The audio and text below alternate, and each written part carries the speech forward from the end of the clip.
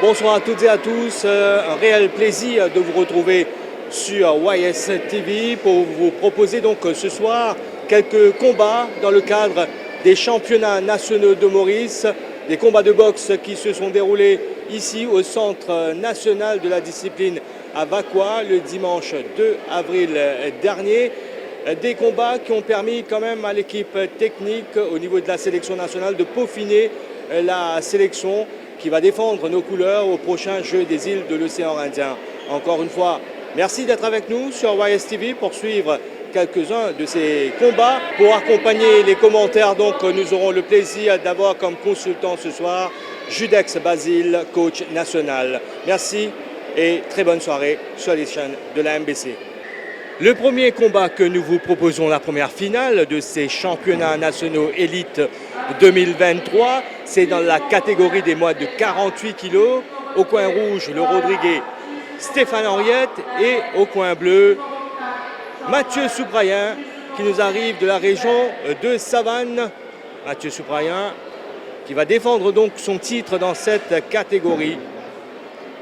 C'est la toute première finale au programme en ce dimanche après-midi avec des gradins bien garnis au Centre national de boxe. Le message est passé de bouche à oreille à travers les réseaux sociaux, dans les médias également. La tenue de ces championnats nationaux, beaucoup d'amateurs de la boxe qui sont donc ici pour assister aux différentes finales. La présentation des deux finalistes dans cette catégorie des moins de 48 kg et on va y aller dans quelques petites secondes pour cette première finale chez les hommes. La concentration est de mise des deux côtés, bien sûr. 3 rounds de 3 minutes avec 1 minute de pause dans les intervalles.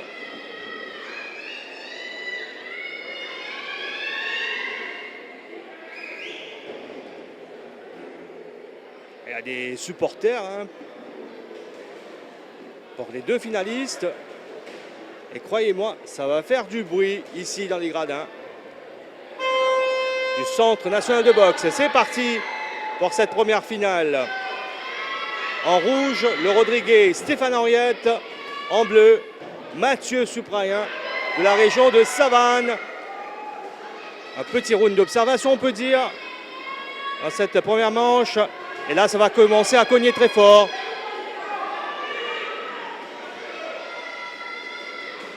Ouais.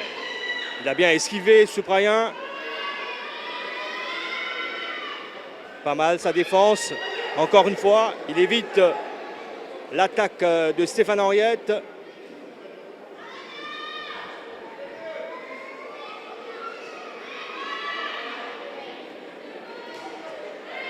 Oh, un petit coup porté directement au visage par Mathieu Souprayen. Est-ce que ça va compter? On va le savoir à la fin de ce combat. Pour le moment, c'est âprement disputé.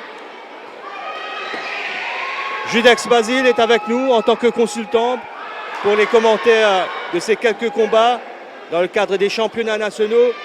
Judex Basile, merci, ou avec nous. Alors, un premier finale du Canadien bien disputé jusqu'à présent. Là, dans sa première round là, ça cogne fort des deux côtés. Et au niveau de la défense aussi, c'est pas mal. Oui, il faut bien le dire parce que ce sont des places qui vont coûter très cher. Et surtout dans le cadre des Jeux des îles. Ok, mais là, d'entrée, là, surtout le Rodriguez qui essaie de prendre un petit peu l'initiative avec des larges crochets, mais quand même, essaie de percer la garde, essaie d'entrer, il observe un petit peu, mais quand même, là, ça débute bien, quoi. Ça débute bien, on a deux boxeurs de qualité, il y a des places à prendre au niveau de la sélection. C'est pas encore complètement finalisé, il y a toujours des espaces. Mais toujours. Mais ça peut être aussi de numéro 1 à numéro 2 et de numéro 2 à numéro 1. Vous comprenez là, ça, parce que ce sont deux finalistes qui étaient là depuis l'an dernier et en septembre dernier où nous avons fait notre championnat et surtout pour officialiser la liste des présélectionnés. Mais là, chose était Henriette était en 51, mais là pour ce tournoi il est descendu en 48. Et là je vois qu'il est en train d'imposer, mais quand même là je vois que Souprayan a changé de tactique. Il se déplace, il touche, il empêche ça. Beaucoup de mobilité sur le ring et surtout sa façon d'esquiver et les coups. Souprayan, il est le tenant dans cette catégorie. Il veut absolument garder le titre. Il est le tenant du titre. Il est le tenant du titre, voilà. Et là, il va essayer de maintenir cette suprématie. Mais quand même, c'est pas gagné d'avance. Pour une première finale, ça s'annonce grandiose pour la suite de cette compétition. La suite, tout à l'heure, on va assister à la finale avec Richardo Collin dans sa catégorie. Il y aura également Niven Chemben, Jordi Vadamoutou, Mervyn Claire, les meilleurs, quoi, l'élite ici à Maurice. C'est l'occasion pour vous au niveau de l'équipe technique d'évaluer et aussi de rectifier les tirs aussi. Oui, de rectifier et en même temps, à partir de ce tournoi, on va finaliser la sélection et pour voir un petit peu les programmes appropriés pour les sélectionner et avec des stages, avec des tournois aussi qui s'annoncent pour l'avenir. Alors, c'est tant mieux là pour eux. Et on commence avec ça et puis voilà. Là, on voit que il est à reculons, mais quand même, il essaie de... Il arrive à attaquer en même temps. Non, il a reculé, il essaie de toucher l'adversaire le plus vite possible. Mais là, sur des reculons... Oui, Stéphane Henriette, il ne se laisse pas faire. Hein. Il ne se laisse pas faire, mais il essaie de toucher la cible en premier. Mais quand même, et Henriette, avec ses larges crochets, là, il essaie de perturber l'attaque de son adversaire. Mais quand même, et là, il faut essayer de prendre l'avantage. Parce que c'est assez serré. Okay, et en même temps, il faut que l'arbitre vous donne le round. Alors il faut voir les touches. Voilà, comme là, il essaie de toucher. Mais aussi, il faut toucher avec l'impact. Okay? Il faut qu'il touche l'adversaire. Mais quand même, ça le... Faut pas que ça soit une caresse, quoi. Il faut que ce soit un coup, vraiment. Mais quand même, lorsqu'il y a des enchaînements aussi, il ne faut pas que les enchaînements soient dans les coudes, dans les bras. Okay? Il faut que ça se touche précisément. Mais quand même, quelquefois, ça arrive à faire les juges réfléchir un peu, et changer un peu d'esprit pour les juges. Là, on voit qu'ils optent, ils optent pour le combat au milieu du ring, ok? Et c'est bien comme voilà la contre-attaque. Oui, l'attaque de Mathieu Souprayan qui accule quand même son adversaire. Voilà, les coups étaient trop précis. Là, il a touché au visage et 3-4 coups d'enchaînement, un enchaînement de 3 coups. Et il faut que l'attaque soit claire. Là, nous voyons que Henriette et ses attaques est un petit peu brouillon. Ok, c'est pas précis. Tandis qu'il attaque moins, mais il touche mieux. La précision est beaucoup plus du côté de Mathieu Souprayan pour le moment. Ce sont les juges qui décident, mais quand même aussi, il fait un travail tactique. Henriette fait un travail tactique, il touche beaucoup au corps, et disons pour l'épuiser le boxeur. Il essaie de toucher au corps pour épuiser le boxeur, comme ça, il peut enchaîner. Voilà, mais attention à ne pas se faire surprendre aussi, parce que Stéphane Henriette, lui aussi, il a de la qualité comme boxeur. Hein. Les deux. Non, mais ce sont de très bons boxeurs. De très bons boxeurs, et en même temps, lui, comme Rodrigue, là, il est à Maurice depuis... Il a trouvé du travail à Maurice. Et il a trouvé du travail. Et là, il travaille et puis il entraîne. Là, je vois qu'il commence à faire beaucoup de progrès. Et parce qu'il s'entraîne ici avec l'équipe nationale depuis 2 mois, il est là depuis janvier. Alors, et ça se voit que ça commence à payer. Et là, il donne du fil à retordre à Souprayen. Mais seulement les cordages, Souprayen n'a que 19 ans, tandis que Henriette, il a à peu près 26 à 28 ans. Alors, c'est un cordage. Et Henriette est plus mûr. Et ça fait plaisir de voir autant de monde là, dans les gradins.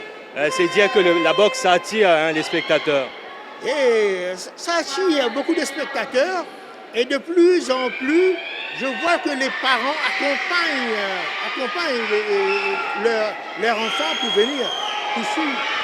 Et là, ça commence à s'enchaîner quand même là au niveau des coups. C'est le 3e et dernier round, donc ça passe ou ça casse pour l'un ou l'autre. Là, il a touché un très beau coup du bras hier. Et puis, ce qu'il faut faire aussi, et au niveau... Souprayen boxe en gaucher, tandis que l'autre, il boxe en orthodoxe. Alors, c'est pas facile de boxer avec quelqu'un qui est en gaucher, mais quand même, là, je vois, au début du round, et là, il a fait, ces enchaînements-là, et ça marche. Il semble avoir quand même un certain avantage, même si c'est mince. Je parle de Mathieu Souprayen sur Stéphane Henriette. Oui, mais ça dépend aussi des juges, comment ils vont comptabiliser. Mais les deux font un très bon travail. Mais il faut voir aussi, il faut une amélioration tactique aussi. Il ne faut pas boxer les deux ensemble. Là, quelquefois, là, c'est de très bons contre-attaques de Souprayen, il a enchaîné, là il attaque encore, là il attaque toujours encore. Là. Il essaie de prendre. Et apparemment, Henriette est un peu fatigué. Oui, Stéphane Henriette qui a changé de catégorie. Il est venu maintenant dans la catégorie des 48 kilos. Mais il a un costaud devant lui, ici.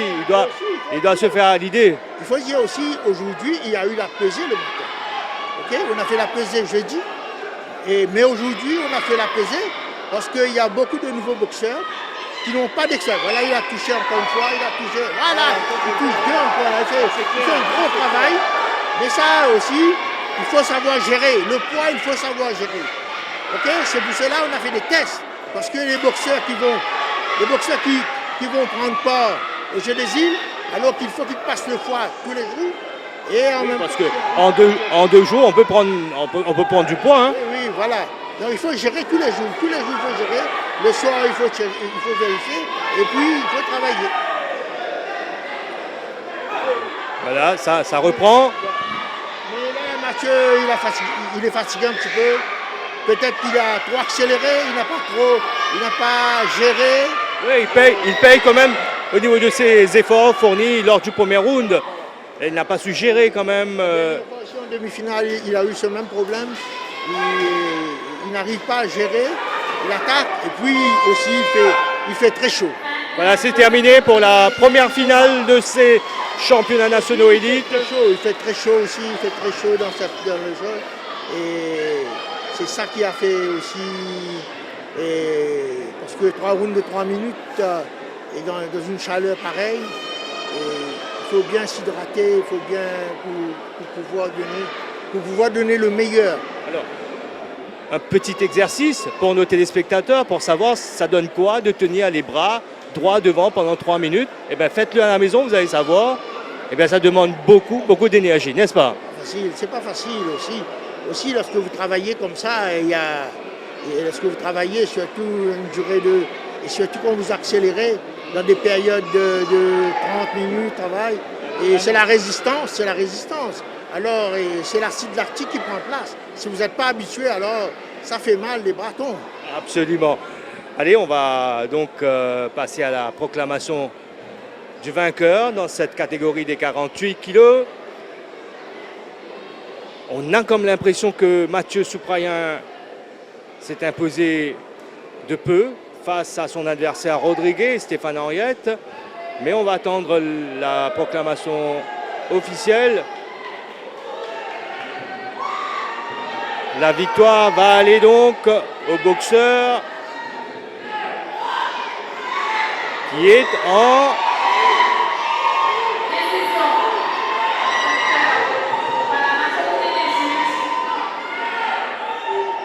décision par majorité des... Au point rouge, Stéphane Henriette. Là, c'est une surprise, hein, de par la physionomie de ces 3 rounds. Dans cette finale des 48 kilos, on ne s'attendait pas à un résultat pareil. Surprenant. Et là, comme je vois, c'est résultat de 3-2. Ok, et parce que là, c'est... Voilà, il y a 3 juges qui a donné rouge et 2 juges qui a fait nul. Et 28-28. Ça fait 3-0. Alors, ce sont les juges qui ont travaillé. Alors, on peut pas mettre en doute les juges, mais quand même, les 2 boxeurs ne déméritent pas. Les 2 boxeurs ne déméritent pas, ils ont bien boxé. Et maintenant... Ça commence quand même par une surprise. Mathieu Souprayen, tenant du titre dans la catégorie des moins de 46 kilos, qui se fait battre par Stéphano Henriette. Mais on a assisté à un très bon combat.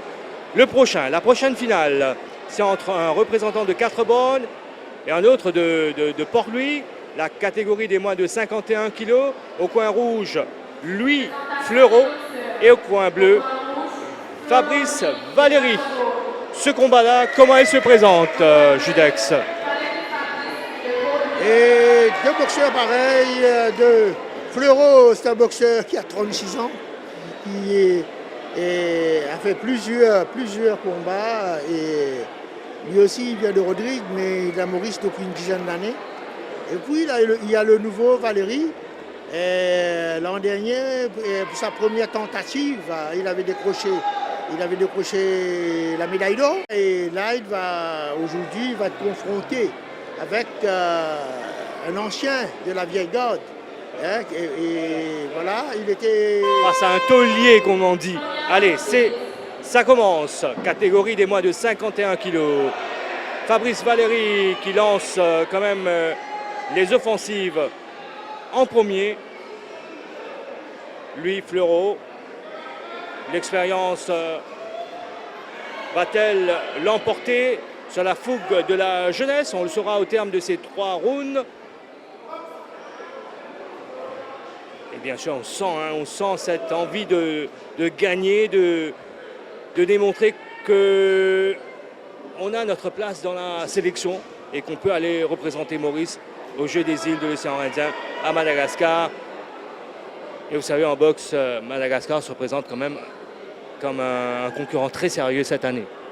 Oui, mais il se prépare. Nous savons qu'il se prépare, mais quand même, nous n'avons pas trop d'informations. Mais ce qui est à l'avantage de nos boxeurs, mais quand même, ils ont l'habitude de travailler et ils ont l'habitude de faire des échanges. Mais quand même, nous nous préparons. Hein. Quand même, nous nous préparons à faire les choses comme il faut. Et là, il y a eu un coup porté par Louis Fleureau en contre, quoi. Oui, en contre, mais quand même là, c'est toujours en observation, il y a des touches, et ça démarre très lent. Ok, et Fleureau, c'est un garçon qui vient de retourner, et en principe, il n'a pas trop, normalement, et au niveau physique, il n'est pas trop, ça doit être, il est un petit peu en retard, je vois, mais quand même, là, il travaille. Il essaie d'endormir son adversaire. Okay, mais... Il a un peu un faux rythme quelque part. Voilà, il fait un faux rythme. Mais quand même, là je vois que Valéry tombe dans son jeu. Okay, il observe trop. Et quand Fleureau a l'habitude de toucher, comme il voit une faille, là il touche. Et en même temps il touche très dur. Mais quand même, il faut essayer de toucher le plus grand nombre de coups. Il faut travailler beaucoup. Il ne faut pas travailler comme un coup et puis tous les 30 secondes après, vous travaillez. Là, oui, il faut qu'il y ait un enchaînement. Surtout qu'on a vu par rapport à la première finale, les juges, ils sont intransigeants cet après-midi. C'est au mérite, c'est au mérite. Non, c'est ça, il donne l'avantage un peu plus. Et à la quantité des coups. Ok, même quelquefois, si ça ne touche pas la cible, c'est ça parce que il faut travailler le plus, il faut travailler, il faut essayer de faire le juge et essayer de lui travailler. Ouais, le but c'est de convaincre quand même les juges. Fin du premier round, on va dire que ça a été plutôt équilibré. Pas vraiment un avantage pour l'un ou l'autre. Mais au niveau des coups précis, c'est Fleurot lui qui a fait le plus dur. Au niveau des coups, il a marqué 2 ou 3 coups très précis. Et il a essayé de toucher, mais quand même dedans, il y avait des coups avec l'intérieur des gants. Il faut faire très attention quand même. Voilà. Ça ne compte pas, ça. Ça ne compte pas, mais quand même, si le juge, ça dépend des juges, mais quand même, ça ne compte pas. Et en même temps aussi, ça peut être comme si vous pouvez avoir des warnings avec. Ça peut être sanctionné. Voilà, dans un instant, le deuxième round, une autre finale qu'on prend du plaisir quand même à regarder. 5 coins, il y a de la stratégie, de la tactique, les coups sont portés, il y a des initiatives prises des deux côtés, que ce soit du côté du boxeur en rouge ou en bleu. Et il y a le public aussi qui réagit promptement quand il y a une belle action, un beau geste. Et l'occasion, on l'a dit un peu plus tôt, pour l'équipe technique de jauger du potentiel des boxeurs, d'apporter les retouches nécessaires à la sélection nationale en vue des Jeux des îles de l'océan Indien. Et en boxe, comme on le sait, on a toujours placé la barre très haut. Là, ça a été un coup intéressant. Est-ce que ça va compter? Tout à l'heure, on le saura. Alors, on n'a pas les points en temps réel. Il faut vraiment attendre la fin de ce duel pour connaître la décision des arbitres, des juges. Un autre coup pris par Fabrice Valéry. Des fois, ce sont des pièges qui se referment sur Fabrice Valéry. Il doit faire très attention. Il tend un piège à l'adversaire, mais il tombe dedans lui-même. Non, mais là, il voit qu'il est en retard. Et ça veut dire au coin de son ring, là, on lui a dit de travailler. Il faut être un peu plus actif. Okay, là, nous voyons qu'il il travaille, mais quand même, et Fleurot, lui, est très expérimenté, il fait des retraits et en même temps, il essaie de contrer. Il n'est pas à l'abri d'un contre-attaque, mais quand même, là, il faut qu'il essaie de toucher. Mais quand même, là, ça tient toujours. Et avec la tactique pour faire endormir le boxeur, ok. Et là, ça tient toujours, mais quand même, là, Valéry, c'est toujours avec le bras avant. Et Valéry, là, ce qui est une chose aussi, là, c'est que les deux boxeurs boxent en gaucher. Les deux boxeurs boxent en southpaw. Et alors, c'est très difficile pour les deux boxeurs de s'adapter. Il faut faire très attention. Il va falloir faire très attention des deux côtés parce que ça peut aller d'un côté comme de l'autre. Il n'y a pas un boxeur qui semble avoir un avantage net dans ce combat, dans la catégorie des moins de 51 kilos, je vous le rappelle. Ce sont les championnats nationaux élites 2023. On est au centre de boxe de Vakwa avec des gradins noirs de monde. Et là, ça aurait été bien si c'était en judo, mais là en boxe ça ne compte pas. Allez-y. Là je vois que Valéry, là il a commencé un peu à travailler, il a fait un peu avec le bras avant, il force un peu avec le bras avant, mais quand même il n'arrive pas avec les enchaînements, il touche qu'avec le bras avant. Parce qu'il y a un expérimenté en face de lui, quoi. Voilà, il fait très attention, il fait très attention en contre-attaque, mais quand même aussi on voit que Fleurot, il n'est pas précis, il cherche des crochets pour mettre KO, mais quand même ces crochets sont trop courts et il n'arrive pas à toucher, mais il met beaucoup de force et ça prend beaucoup de temps pour atteindre l'adversaire. Alors il faut qu'il travaille plus vite. Des coups plus directs. Non, avec les crochets, mais il ne faut pas trop mettre de... Parce que la force, lorsque vous mettez la vitesse, ça va égaler puissance. Mais quand même, si vous appuyez sur la force, ça va prendre du temps pour aller voir l'adversaire. Ça veut dire que l'adversaire, il va venir, il peut esquiver. Il a le temps d'esquiver, voilà. Allez, troisième round. C'est la dernière reprise. Il faut mettre tout ce qu'on a dans le ventre pour essayer de prendre l'avantage sur l'adversaire. Là, ça cogne. Des coups s'enchaînent à un rythme effréné. Il y a le public aussi qui donne de la voix. Donc, ça s'anime. Et ça se voit. Et Valérie, il a pris trop de temps. C'est la troisième reprise là qu'il commence à faire ça. C'est quelque chose qu'il fallait faire depuis le début. Comme ça, s'il aurait travaillé comme ça, et son adversaire qui, à mon avis, n'est pas trop en forme. Alors... Il saigne, Valérie. Fabrice Valérie, je pense que c'est... voilà, il saigne au niveau du nez. C'est Fleurot qui a eu une coupure à l'arcade.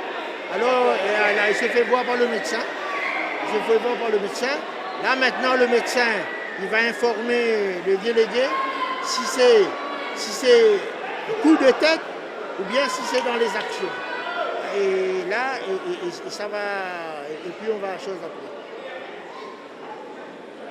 Tu sens sur le visage de Fabrice Valérie également. On va on va nettoyer tout ça, mettre un peu d'ordre.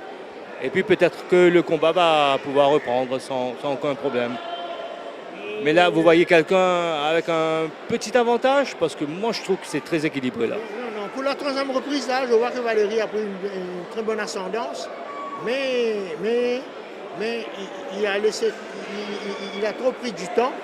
Il a pris du temps, surtout deuxième reprise. Il est resté dans sa boxe.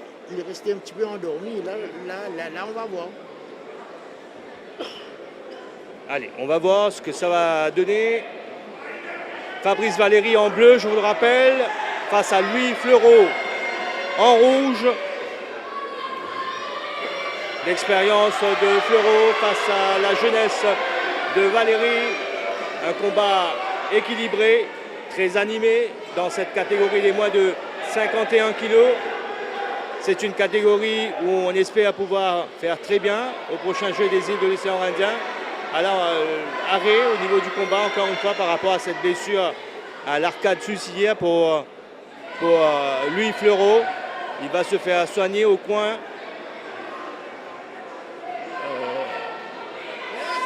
Ça peut arriver qu'on arrête le combat par rapport à cette blessure. Oui, ça, et si le docteur voit qu'il ne peut pas boxer.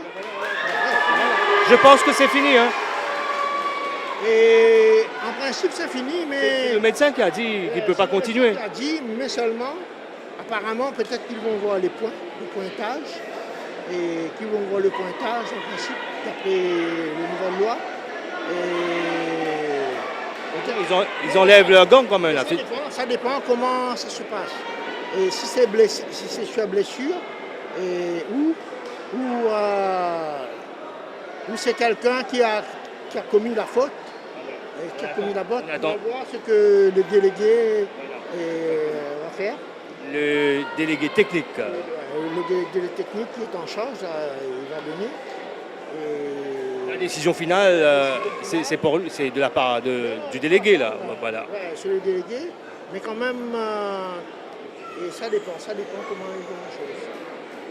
Mais apparemment, je crois que c'est le docteur qui a arrêté.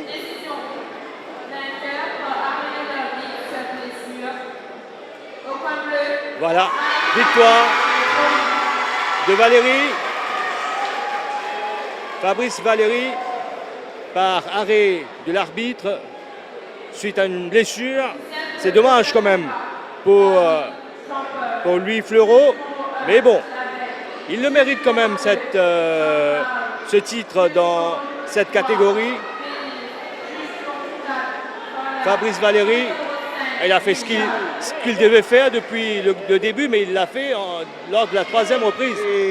Mais le moment crucial, c'est la 3e reprise. Là, il a cru en lui, il voyait qu'il fallait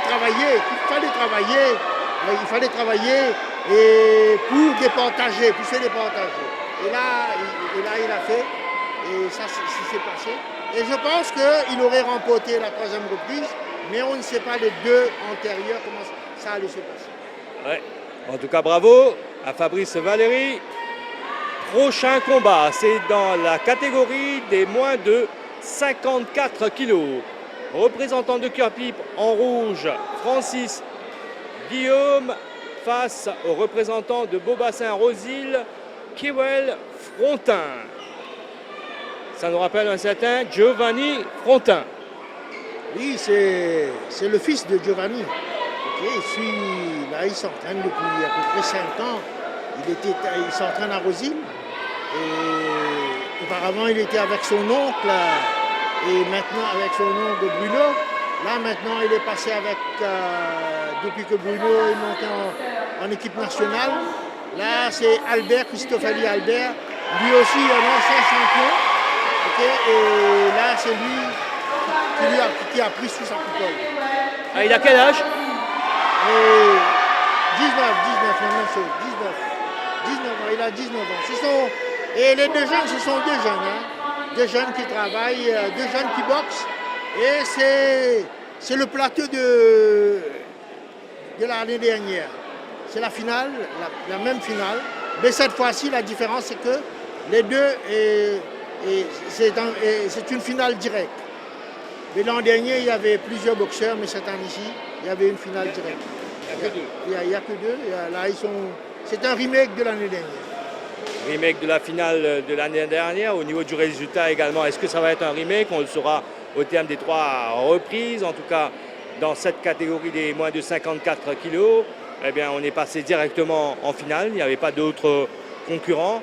C'est un plaisir pour nous, au niveau de YSTV, de vous faire découvrir ce boxeur, ce jeune pugiliste, Kiwel Frontin, fils de Giovanni Frontin, qui a démarré quand même ses entraînements avec un certain Bruno Julie. Là, il a changé d'entraîneur, mais c'est un boxeur qui, à ce qui paraît, fait très bonne impression.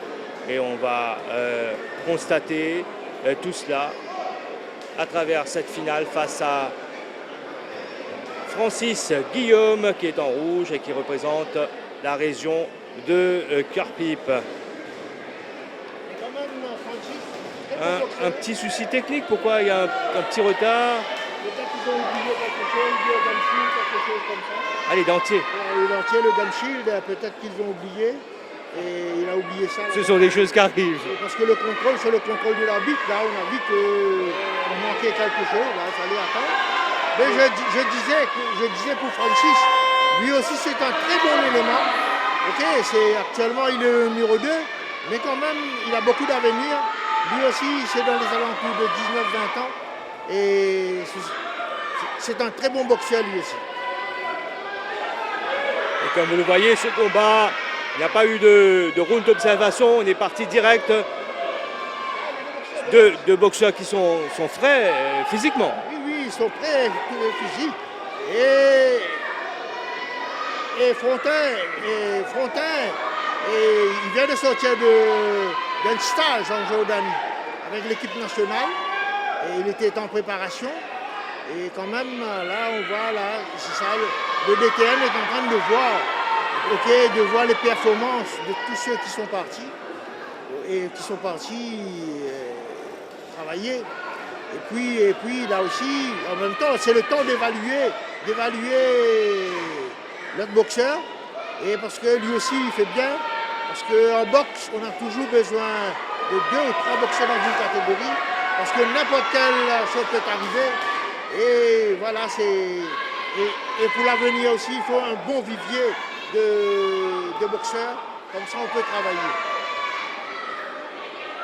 Allez, un premier round. Pour le moment, difficile de dire qui a l'avantage sur son concurrent. Mais il y a des initiatives prises, que ce soit du côté de Kiwel Frontin en bleu ou de Francis Guillaume en rouge. Les jeunes boxeurs. Là, nous voyons que Francis Guillaume essaie de faire reculer, mais il tord un peu trop, il tord un petit peu trop. C'est Frontin qui touche avant, mais quand même Francis Guillaume, il a déjà en tête qu'il veut faire reculer l'adversaire.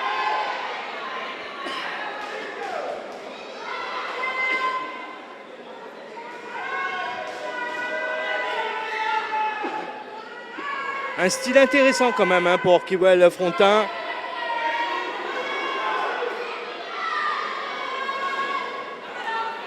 Alors nous, au niveau de la télévision, on a souvent commenté les combats de boxe de Giovanni Frontin.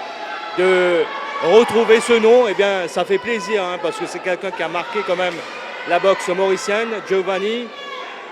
Et à son fils maintenant, qui essaie de prendre la relève et qui essaie d'avoir un palmarès, de préparer un palmarès, de préparer une bonne carrière. Et cette catégorie des moins de 54 kilos, écoutez, c'est pas une catégorie facile. C'est pas une catégorie facile, mais quand même, ce que nous avons vu là, surtout j'aurais voulu analyser le combat, c'est que la première reprise, c'est que Francis, il essaie de marcher sur le boxeur, mais quand même il n'arrive pas à cerner le boxeur. Il doit être prêt pour pouvoir, et il se sent bien pour pouvoir attaquer. Kiwel l'empêche de se rapprocher, il est très mobile sur le ring. Bouge, mais quand même, et quelquefois il donne l'avantage à Kiwel parce que s'il se met devant Kiwel et comme si sans toucher, alors c'est un problème. Alors il faut qu'il soit à distance, mais lorsqu'il soit prêt, dans ce cas-là, il peut attaquer. Et la deuxième reprise va donc démarrer dans quelques petites secondes. Kiwel Frontin en bleu face à Francis Guillaume en rouge. L'encouragement du public présent ici. Spectateur qui donne de la voix. Et là, il semblerait que Kiwel Frontin a pu quand même atteindre son objectif, son adversaire au visage.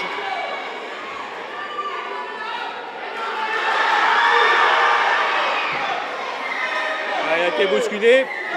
Ça a changé un peu la tactique. Guillaume continue, mais quand même là, Frontin, il ne recule pas trop. Il essaie de toucher l'adversaire sans trop bouger. Il essaie de chercher la bagarre quelquefois et puis il bouge, mais quand même. Ça a changé un peu. Là, on voit que Francis a touché 2 coups à l'intérieur. Il a touché l'adversaire 2 coups à l'intérieur. Alors, ça s'annonce très disputé. Oui, c'est très disputé, c'est serré. Il a repris du poil de la bête, Francis Guillaume. Et il défend bien également. Les 2 points bien placés devant son visage. Mais là, il prend 2 coups successifs. Reste à savoir s'ils seront comptés. Kiwel Frontin qui ne se laisse pas faire. Il est mobile, il bouge beaucoup. Il essaie de fatiguer son adversaire. Est-ce que c'est une tactique qui marche? On ne sait pas. Il essaie d'expérimenter sa défense. Il fait un peu comme son nom. Mais quand même, il y a des fois, il ne faut pas trop user et de ce genre de défense. Mais quand même, il sent qu'il est sûr qu'il peut remporter le combat. Là, il fait le travail, il fait le show. Mais quand même, il faut être très agile. Okay, et sinon, on peut recevoir des coups, des coups inattendus qui arrivent, mais quand même, c'est pas seulement d'esquiver, mais il faut contrer. Là, comme il fait là, il contre l'adversaire avec des uppercuts à l'intérieur. Là, ça c'est bon, mais s'il reculait, seulement la défense comme ça, sans contrer, alors là, c'est pas bon. Est-ce que c'est une tactique qui va lui permettre de remporter cette finale? chez les moins de 54 kilos. En tout cas, Francis Guillaume, lui, il ne se pose pas de questions, tactique ou pas tactique. Lui, il y va, il essaie de placer les coups tranquillement, judicieusement. Il penche beaucoup plus sur la précision de ses coups. Mais il se défend bien, hein, Kiwal Frontin. Il se défend. Il fait Et cette tactique-là, mais ça use un boxeur physiquement, ça. physiquement, mais quand même, ça peut être comme si un couteau à double tranchant. Ok, un couteau à double tranchant parce que il faut être sûr. Et en même temps, il faut essayer de contrer l'adversaire. Il tente trop à contrer et ses contre-attaques comme si c'est pas trop appuyé et il fait comme si pour toucher seulement. Alors il faut qu'il travaille, il faut qu'il joue parce que et ça dépend des compétitions. Les grandes compétitions avec des touches, ça ne donne pas des points. Les juges ne vont pas vous donner des points avec. Les juges ne se laissent pas impressionner finalement. Il faut que les coups puissent porter vraiment un coup à l'adversaire. Mais quand même, là, il domine le combat. Il domine le combat et quand même, il travaille. Mais il aurait pu travailler mieux que ça. Allez, le troisième round. Voilà, c'est ce qu'on attendait un peu plus tôt. Là, il n'y a pas d'esquive, il n'y a pas d'excuses non plus. Il faut y aller, il faut marquer des points. C'est le round décisif.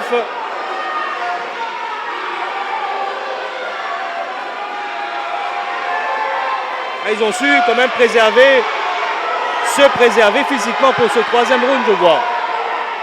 Oui, les deux sont forts, mais quand même Francis met le tout pour le tout. Ok, il sait qu'il est en retard, il faut qu'il appuie, et il sait qu'il peut faire quelque chose, mais à l'encontre de son adversaire aussi, il doit appuyer, il doit faire reculer l'adversaire. Et il a beaucoup de supporters qui veulent, hein. Beaucoup de supporters, mais quand même Francis a montré qu'il peut travailler, mais... Francis, c'est une boxe plus classique, tranquille, directe. Mais seulement il manque de rapidité. Il manque de rapidité dans l'exécution de ses enchaînements. Il tente trop devant l'adversaire, il faut qu'il enchaîne, et puis c'est des axes. Mais là c'est ça qui lui fait défaut. Il reste trop devant l'adversaire. Ouais, voilà. Il reste devant l'adversaire pour essayer de porter un coup fatal. Mais écoutez, ça peut jouer contre également.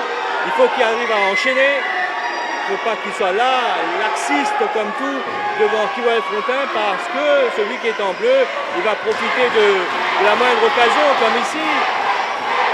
Voilà, un autre coup porté au visage. Il y a des ouvertures, et Kiwal Frontin le sait, et il en profite. Et vous voyez, il emmène son adversaire là où il le veut, sur le ring. Il y a quelques défauts aussi à corriger. Lorsqu'il esquive, il baisse la tête, il regarde bas. Et parce qu'il ne voit pas le coup quelquefois arriver. Alors il faut qu'il travaille. Il faut qu'il travaille un peu plus. Empêcher, il ne faut pas regarder au bas. Et en même temps contrer plus vite et plus fort, plus rapide. Et aussi, Francis aussi doit beaucoup travailler, mais quand même, Francis lui a donné beaucoup, tu suis la retombe quand on voit, il a fait travailler, il a beaucoup travaillé, il n'a pas laissé la chance à ceux de continuer le travail. Bien malin, celui qui peut pronostiquer par rapport à ce combat, qui sera le vainqueur. C'est tellement serré, c'est tellement disputé. Voilà, c'est la fin de la troisième et dernière reprise. Le spectacle était au rendez-vous. L'encouragement du public également. Super. Vous entendez ce bruit. Incroyable soutien de la part du public présent pour Kiwal Frontin. C'est une vedette finalement ici, Judex Basile. Et on a besoin de vedettes quand même en boxe. Et c'est ça qui fait bouger quand même la foule. Mais là, c'est pas une victoire assurée pour l'un ou l'autre. Il va falloir attendre la décision. Normalement, c'est Frontin qui a dominé le combat. Il a dominé le combat, mais quand même, Francis a fait un très bon combat. Pour moi, Frontin l'a gagné parce qu'il s'est senti en avance. Ok, il a laissé venir le boxeur, mais quand même le boxeur, il n'a pas eu trop de rapidité, il n'a pas essayé de toucher l'adversaire, mais quand même, il a touché Frontin quelquefois et que ça aurait pu être dangereux pour lui. Allez, la décision.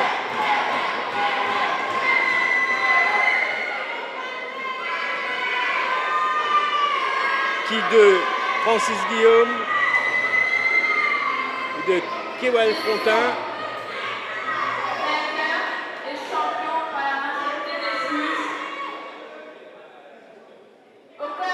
Au coin bleu, Kewell Frontin. Majorité des juges.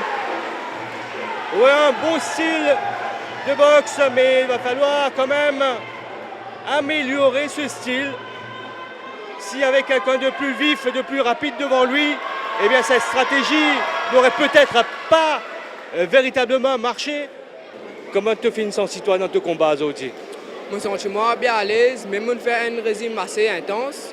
Mon cap, j'aime au combat, moi je suis déjà contre mon adversaire. Il n'est pas trop compliqué pour moi, mon gars a un bon conseil dans mon coin, tu as mon public, tout là pour supporter moi. Moi je suis correct.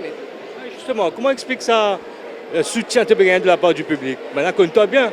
Oui, maintenant comment parce que depuis que je suis jeune, je viens là, moi j'ai 11-12 ans, quand je viens là, tout le monde connaît moi ici. Quand je monte, le public, vous êtes déjà public content moi. Satisfait de sa médaille d'or de gagner là? Oui, je suis satisfait parce qu'ils m'ont bien préparé avant de venir. Je fais sortir un stage au dernier. Je suis bien préparé pour ça. Je suis préparé pour tout. Et tu as montré des TN qui n'ont pas de petite chose là-bas, n'est-ce pas? Oui, je vais montrer pour vous autres qui ne sont pas vraiment là-bas pour nous. Je ne suis pas une perte, vous comprenez. Là, je suis venu faire mon travail. Là, je carré à l'aise tranquillement. Prochain, c'est Jeux des îles? Jeux des îles, All African Cup aussi. Peut-être championnat d'Afrique zone 4. Par contre, c'est bien organisé. Mais on peut aller pour tirer la tête là. Allez, en attendant, Richard Nocolin. Oui, il y aura ce combat dans la catégorie des 60 kg avec Ziggy Agathe de Vacquois au coin rouge face à Jean-Prince Panin de Port-Louis.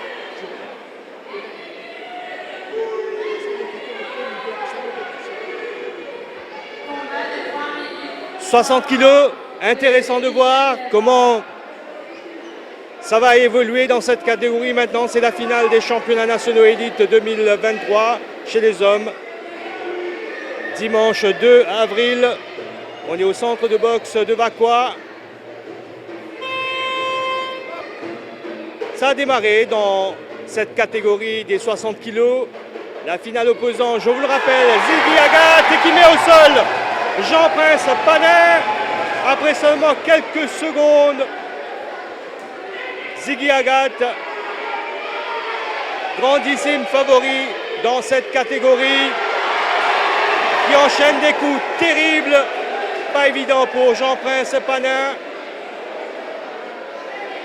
Ah, il a encaissé des coups là, dans cette première partie de la première reprise. Ziggy Agathe. Il ne veut pas donner de chance à son adversaire. Il ne permet pas à Panin de se relever. Acculé complètement là, Jean-Prince Panin. Il ne sait pas à quel sein se vouer. Les coups sont... Ah, c'est l'abandon. C'est l'abandon pour Jean-Prince Panin qui jette l'éponge. Une victoire rapide, une victoire éclair pour Ziggy Agathe. Il n'y a pas eu de combat, il n'y a pas eu de duel finalement entre ces deux-là. Tellement la qualité technique, tellement la supériorité était du côté de Ziggy Agathe. Ça, c'est un boxeur qui va faire parler de lui aux Jeux des îles de l'océan Indien, c'est sûr.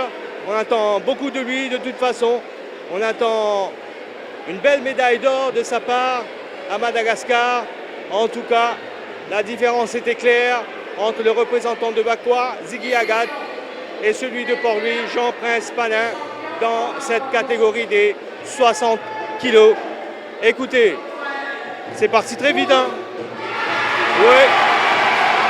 Et l'acclamation du public.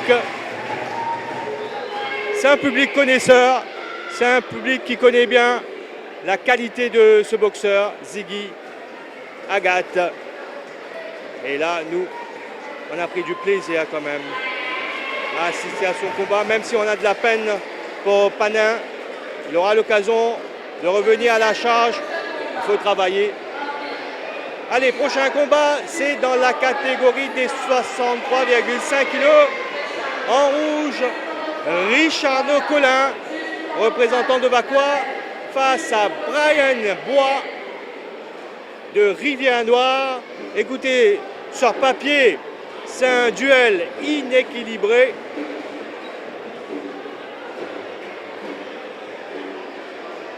Ah, la différence est claire hein, entre ces deux boxeurs. Richardo Collin, c'est quelqu'un qu'on ne présente plus.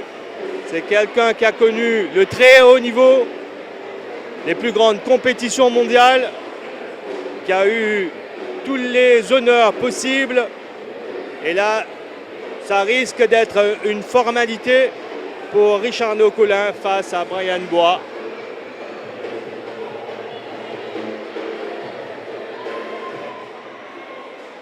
Et croyez-moi, ça va faire du bruit au niveau des gradins.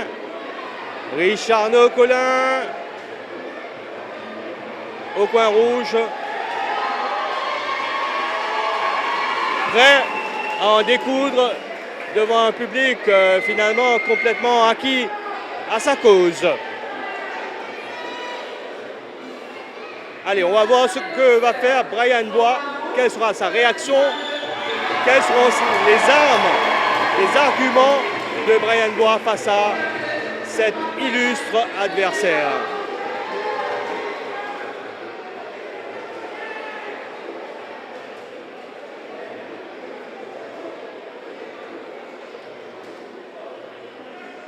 Après les vérifications d'usage, on va passer à ce combat très attendu par le public ici au Centre national de boxe. Richardo Collin en rouge face à Brian Bois de Rivière-Noire. Vous voyez déjà le respect dans les yeux de Brian Bois face à cet adversaire de taille, il faut bien l'avouer. Et ça va reprendre. Voilà, ça va reprendre avec cette finale des 63,5 kg. Richardo Collin face à Brian Bois. Est-ce que ça va être direct comme le combat précédent?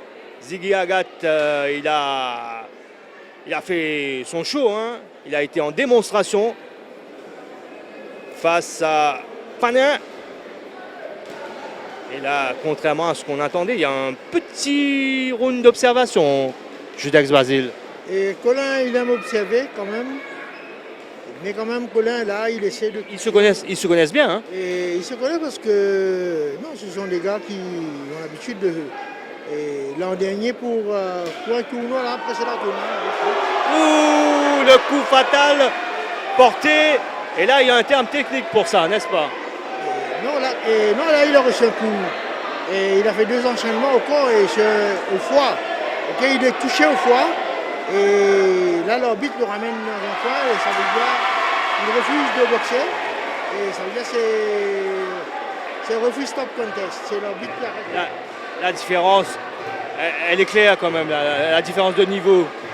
La différence de niveau, il est là. Parce que la dernière fois, il est parti jusqu'au... Il a continué jusqu'au deuxième round. Mais il a été battu au deuxième round. Mais là ce que nous voyons, Collin est très très affûté. Coup au foie là, c'est dur à apprendre, c'est dur à encaisser. Et puis aussi, c'est une tactique. Il a essayé de terminer le combat. Parce que là, actuellement, il est en pleine préparation. Parce que toute cette semaine-ci... C'est pas la victoire qui est importante, finalement c'est de pouvoir boxer pendant 3 rounds. C'était ça le plus important pour lui? Le plus important, mais quand même, lui, peut-être qu'il était fatigué. Parce que depuis que le championnat a commencé, même avant, et depuis qu'il est sorti de Jordanie. Et cette semaine-ci, il a continué à s'entraîner matin et soir. Et depuis le championnat, il s'entraîne tous les matins. Malgré qu'il boxe le soir, il s'entraîne le matin. Ça, championnat national, là, il tient pas autant qu'il te présente. Oui, il y a pas autant. Moi, vu qu'il y a une boxe à la sélection Maurice, comme il a bon, bien fait sélection mon pays, pour qu'il représente mon pays, enfin. Donc, tiens, remercie bon Dieu tout puissant et tout le monde qui est de moi, la famille, c'est tout. Le monde qui a déroulé tout le championnat Maurice à l'aise bien. Voilà, on a une bonne performance, voilà. Ouais. Tu pensais final là pour aller aussi vite pour toi? Ben non, au fait, je ne peux pas planifier pas le film, mais c'est moi, à mes mon travail, automatiquement, pour l'un sortir, placer, il a comme ça, ouais. Satisfait? Ouais, pour moi, ça se fait, ça se fait. Prochain rendez-vous, c'est quoi? Prochain rendez-vous, championnat du monde, préparation d'abord, et puis championnat du monde. Ouais. Confiant? Enfin, confiant dans la tête, mais bien manger pour arriver, ouais. C'est un combat dans la catégorie des 57 kilos entre Niven Chemben en rouge et Pascal Alexandrine en bleu. Pascal Alexandrine qui n'a pas pu respecter le poids requis et donc qui a perdu cette finale face à Niven Chemben en rouge. Mais à la demande du directeur technique national, eh bien, le combat se tient cet après-midi, juste pour permettre aux deux boxeurs de se situer.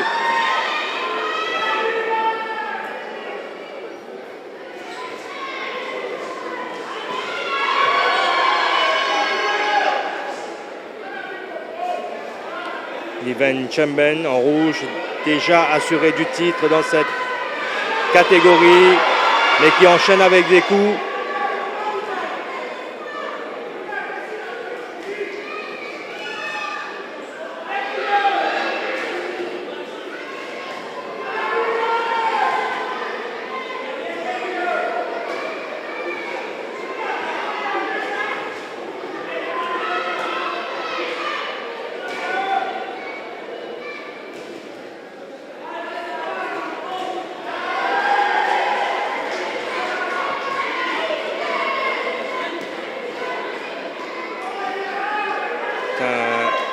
Combat de gala finalement entre ces deux boxeurs. Il n'y aura pas de points alloués. C'est juste pour permettre à ces deux pugilistes de combattre.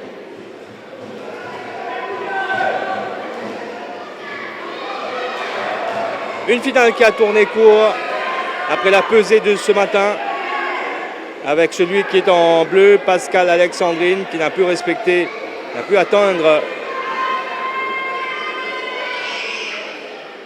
le poids requis dans cette catégorie. Et moins de 57 kg. Catégorie dominée par Niven Chemben en rouge. Oh, gros coup porté. Deuxième coup également là. Il est en difficulté, Alexandrine. Très en difficulté face à Chemben.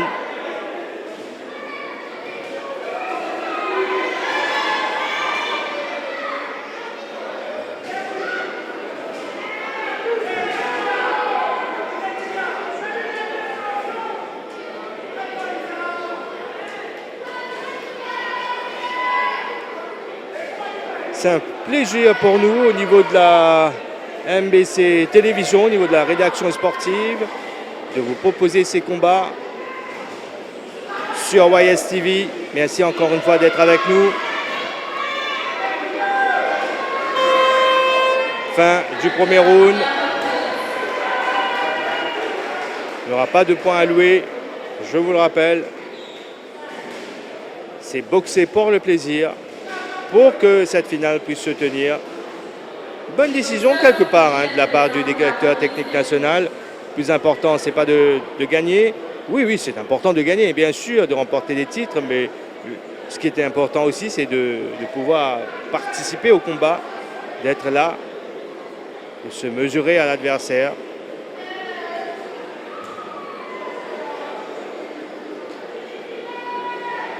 Fin du premier round et on a comme l'impression que l'avantage est nettement en faveur du cœur pipien, Niven Chamben, qui représente la région de cœur pipe.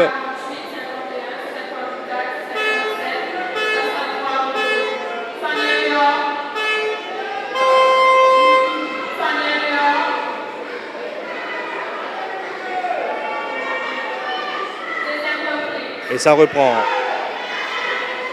Deuxième round, la réaction d'Alexandrine. Mais tout de suite, Niven Chamben qui ne se laisse pas faire et qui quelque part lance un message pour dire à son adversaire, écoutez, c'est moi qui contrôle ici.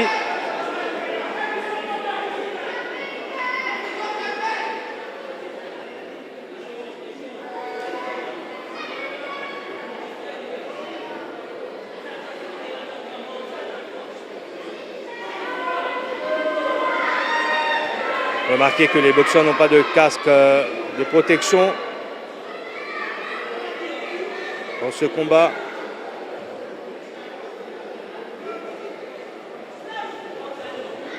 Pour cette compétition. Boxer, pour le plaisir de pouvoir boxer devant ce public. Beaucoup de monde. La grande foule quand même pour garnir les gradins du Centre national de boxe. Mise en jambe, petite préparation pour la sélection nationale en vue des championnats du monde qui arrivent très rapidement. Ce sera à partir du 1er mai prochain. Une bonne quinzaine de jours de compétition.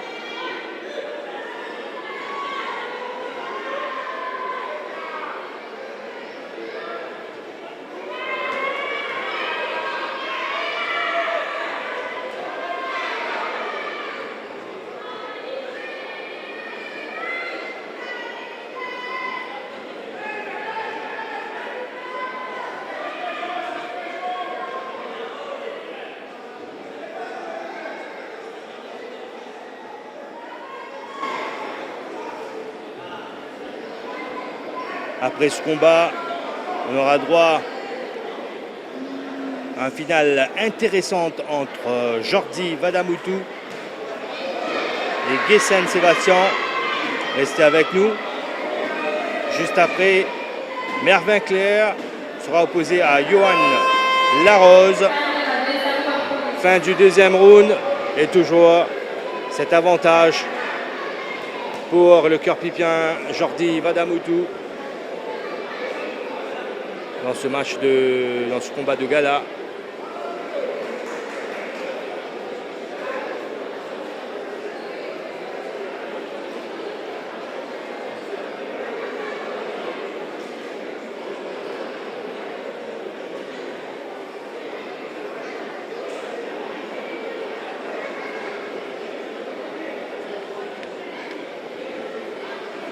Il fait super chaud. Ici au Centre national de boxe, la température est montée d'un cran. Et croyez-moi, ça gêne considérablement les boxeurs sur le ring. Troisième et dernière reprise de ce combat entre Niven Chamben en rouge et Pascal Alexandrine en bleu.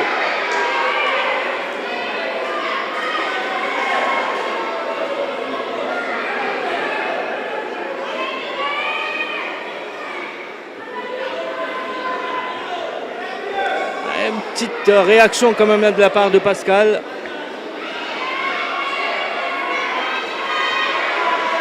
Qui arrive à porter un coup au visage également. Visage de Chamben bien sûr. Et on va voir quelle sera le facteur déterminant. Est-ce que ça va être la tactique ou la condition physique? Beaucoup de coups dans le vide quand même là pour Pascal Alexandrine. C'est intelligemment joué de la part de Niven Chamben.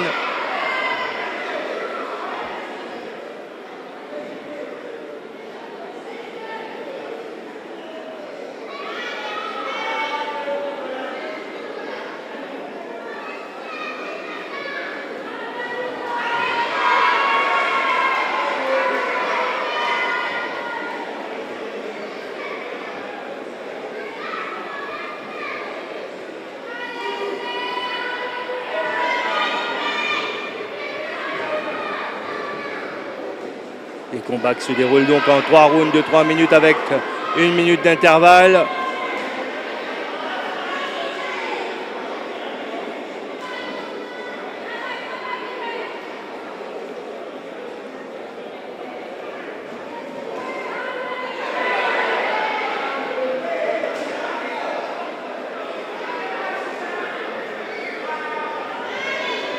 Il s'excuse Alexandrine pour ce coup qui n'est pas permis et qui est parti accidentellement.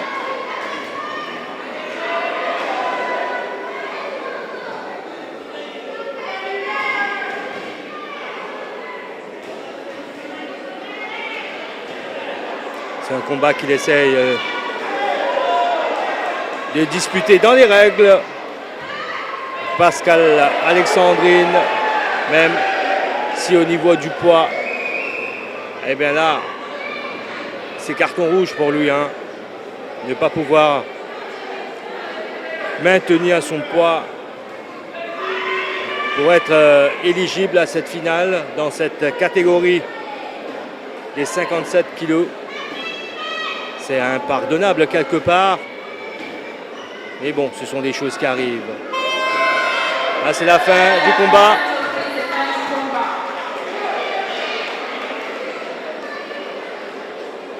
La médaille d'or dans cette catégorie, elle est pour Niven Chamben avant même ce combat. On l'a expliqué un peu plus tôt pourquoi, mais ils ont pris plaisir quand même à disputer ce combat. Est-ce qu'il y aura un vainqueur? Oui, le vainqueur sera quand même proclamé, malgré tout. Ça va être celui qui est au coin rouge, Niven Chamben. Une fois encore, restez avec nous. Dans un instant, le combat de Jordi Vadamoutou face à Guessan Sébastien. Et celui de Mervyn Clair face à Johan Larose. Chamben, Niven Chamben, félicité comme il se doit dans cette catégorie des 57 kilos.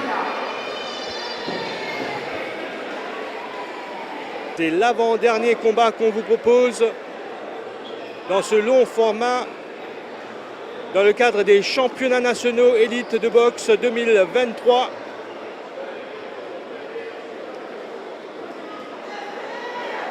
Merci d'être avec nous sur YSTV pour suivre ces combats.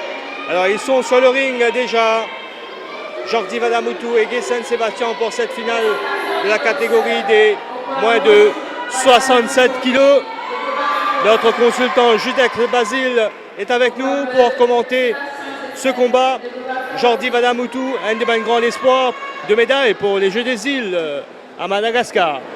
Oui, Jordi Vadamoutou était détenteur de médaille d'or en 2015 à La Réunion.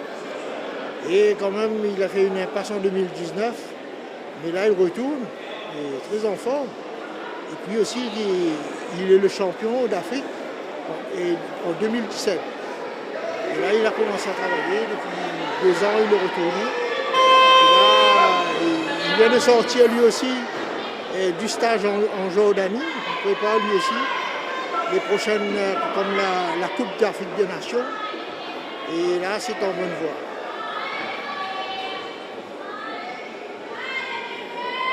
C'est très tactique quand même comme combat. C'est sûr, entre deux boxeurs qui se connaissent parfaitement bien et qui ont quand même beaucoup d'expérience. Ils ne se précipitent pas.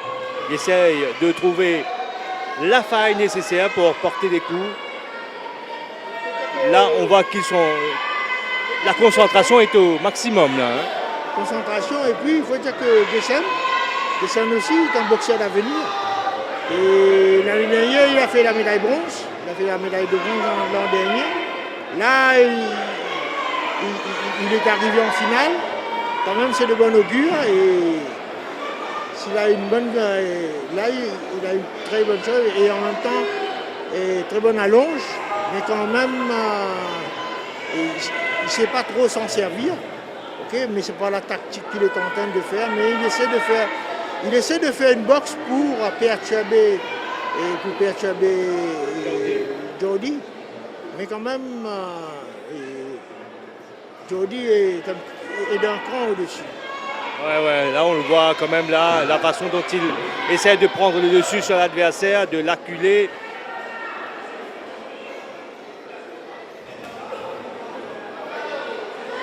Carrière quand même qui reprend pour Jordi Vanamoutou, le grand absent au Jeux des îles de 2019, vous l'avez dit, Jeux d'Aix-Basile, médaille d'or en 2015 à La Réunion.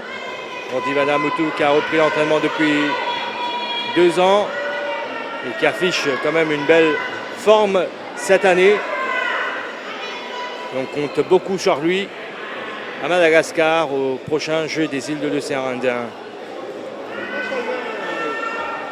Ça veut dire qu'on compte beaucoup sur lui, pas seulement les Jeux des îles, mais puis les tournois continentaux comme la Coupe d'Afrique des Nations et l'All African Games qui a été reporté pour l'an prochain. Ça aussi, il est sur la liste. Mais quand même, il faut faire ressortir aussi que le jeune Gessan a un trop bon avenir. Ce sont deux clubs, ce sont deux boxeurs qui sont dans le même club. Mais comme ils font partie de la sélection actuellement, alors ils ont pu monter. Parce qu'il faut faire ressortir aussi que cette année-ci, il y avait les sélectionnés qui avaient le droit de prendre part. Et par région, il y avait un seul boxeur qui avait le droit de prendre part. À part la présélection, et il y avait un seul boxeur par région qui avait le droit de prendre part. On avait fait ça surtout pour rehausser un peu le niveau, pour essayer de voir, en boxe les meilleurs boxeurs, de ne pas ouvrir trop le tournoi. Attention au nivellement par le bas, quoi. Oui. De ne pas aussi allonger trop le tournoi, parce que ça a été fait sur 4 jours, ok, et on a commencé quart, demi et finale. On va attendre les prochaines reprises, la deuxième qui va reprendre dans quelques instants. Mais c'est une bonne mise en jambe quand même pour nos boxeurs en prévision des prochains rendez-vous, des rendez-vous qui arrivent. Et on a un peu bavardé avec Newell Frontin un peu plus tôt.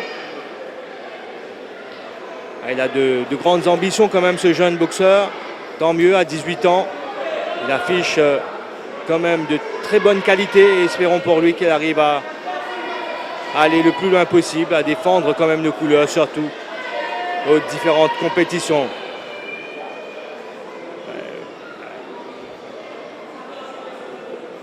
Il y a une bonne défense de la part de Sébastien également. Hein. Sébastien a une bonne défense. Et là, il essaie de perturber un peu Jody. Mais quand même, Jody doit essayer de... C'est ça son défaut. Il prend beaucoup de temps pour s'adapter. Mais là c'est là qu'il commence avec les bras arrière, avec les directs. Mais il faut être un peu plus. Okay? Il faut monter un peu plus parce qu'avec des gens de boxe là, comme ça, très serrés, vous risquez d'avoir des surprises. Vous venez en même temps, vous donnez confiance à l'adversaire. Alors, quand même, si on est dans le même club, mais quand même, on est là pour boxer. Il faut essayer de faire le maximum pour travailler, et pas avec des touches comme si, juste pour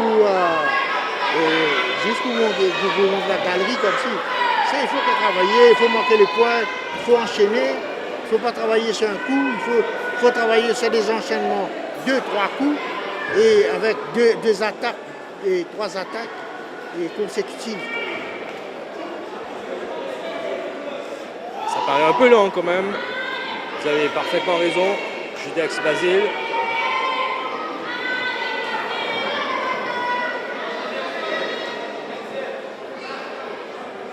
Vadamoutou face à Sébastien.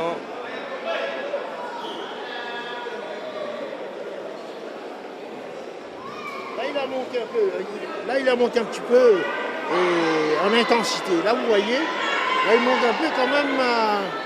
Il ne donne pas tout, il ne met pas le paquet. Mais là, vous voyez qu'il a monté en intensité. Là, voilà, il a accéléré un peu. C'est maintenant qu'il accélère. Parce que peut-être qu'il ne veut pas accélérer très tôt. Parce que lorsqu'il s'accélère, là, vous voyez que le boxeur est en difficulté. Il est très en difficulté, alors il essaie de travailler, mais quand même, dans un combat, il faut assurer. Absolument assuré. La plus haute marche du podium en dépend. Fin de la deuxième reprise.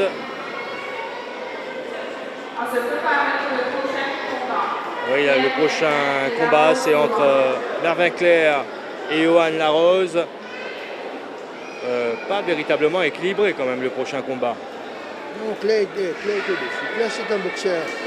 C'est un boxeur de niveau intercontinental, il faut dire mondial. Et un boxeur qui a participé aux Jeux Olympiques et qui est arrivé en quart de finale, à une marche de la médaille. Alors ça c'est un autre niveau. Et Clair aussi actuellement, là, il travaille beaucoup.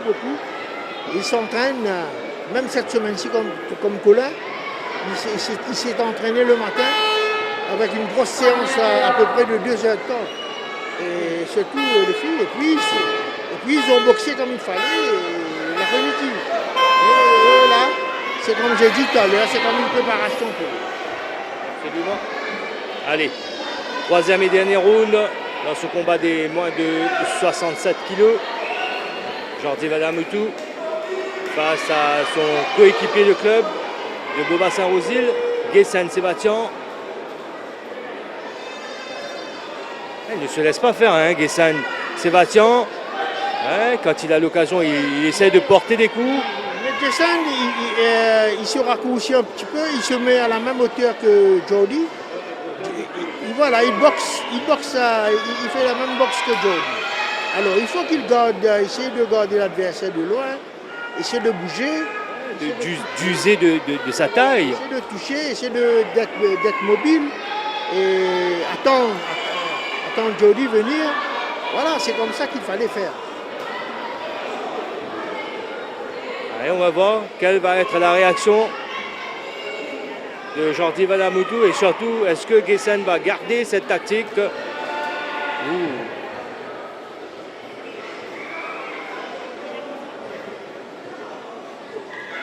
Guessane Sébastien qui réagit quand même à chaque fois qu'il y a une attaque de la part de Jordi Vadamoutou.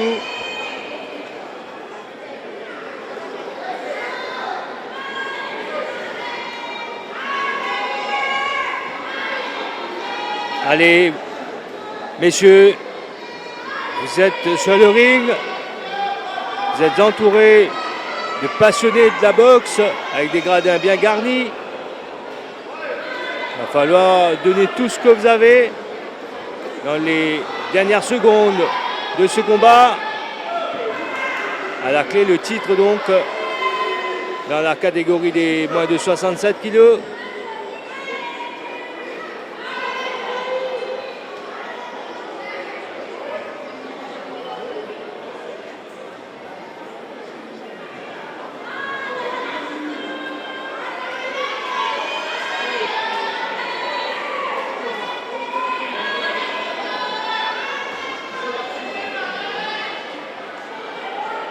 Ça n'a rien à voir avec les combats qu'on a vécus précédemment, comme celui de Ziggy Agathe ou de Richard Nocolin.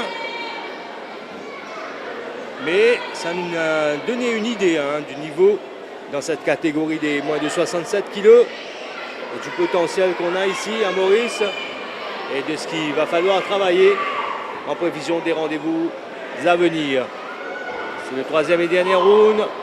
Une attaque tentée là de la part de Jordi Vadamoutou, qui n'a pas vraiment apporté quelque chose de concret. Voilà la fin de ce combat. Du travail à faire.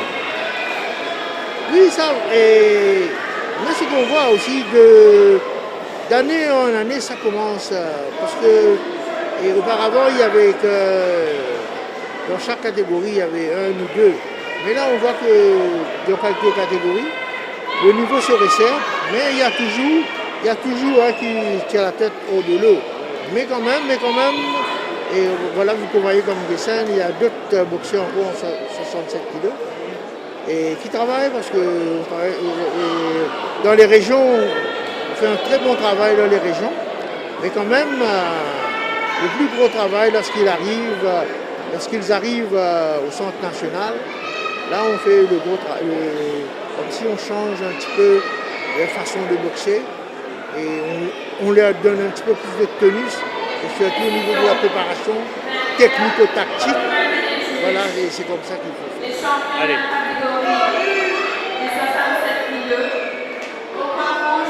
Oui, la victoire qui n'échappe pas à Jordi Vadamoutou dans cette catégorie des 67 kilos, bravo.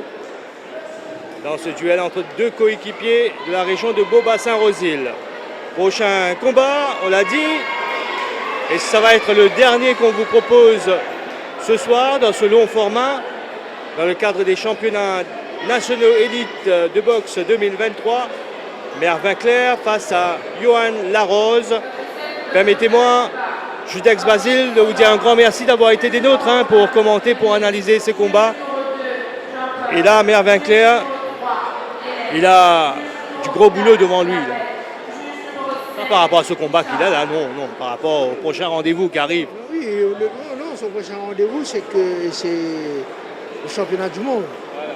Et le championnat du monde, et ça commence du 1er au 15. Et puis, avant, il y aura un stage à Maurice. Et puis, il sera suivi de notre stage en Espagne. Et ça va débuter, je crois, le 12, du 12 au 28, au 27. Et puis le 28, ils iront directement en Ouzbékistan. Ça aura lieu le championnat du monde. Quels seront les boxeurs qui vont représenter Maurice à cette compétition mondiale? En principe, ceux qui vont faire partie avec... parce qu'il y a ces deux boxeurs. Ces deux boxeurs, ils font partie du groupe O, Paris 24. Ceux, ils sont déjà là. Il y a déjà le financement pour eux. Alors, ils sont là. Mais quand même, au niveau du comité temporaire, on est en train de voir comment procéder pour d'autres boxeurs. Il y a un ou deux boxeurs qui sont en préparation. Mais rien n'est prévu, finalisé pour l'instant. Mais les deux boxeurs, ils sont déjà bouchés. Alors, là où on a déjà entamé les préparations. Par exemple, c'est un grand moment pour Johan Larose. Il va se mesurer à Mervyn Clair. C'est un gros rendez-vous pour lui. Et qu'est-ce qu'il peut offrir comme argument? Non, mais c'est un jeune. Et lui aussi, je crois qu'il était en finale. Il était le vainqueur en finale l'an dernier. Mais c'était en l'absence, parce que l'an dernier, c'était en l'absence des deux boxeurs. Les deux tenants du titre, Claire et Richard Neu, venaient de terminer le championnat d'Afrique. Alors ils avaient eu un petit release, mais ils devaient prendre part en finale, mais après on a annulé. Mais là quand même, là on voit que Claire là, est en train de mettre un petit peu là, les bouches au bout. Ouais, pas facile quand même pour le Rodriguez, Johan Larose. Il ne joue pas.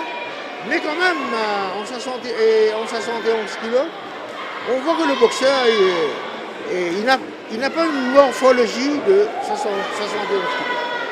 Il n'a pas une morphologie. Et alors, déjà la force, là, vous voyez, parce que vous voyez les deux boxeurs, leur morphologie, c'est pas un 60.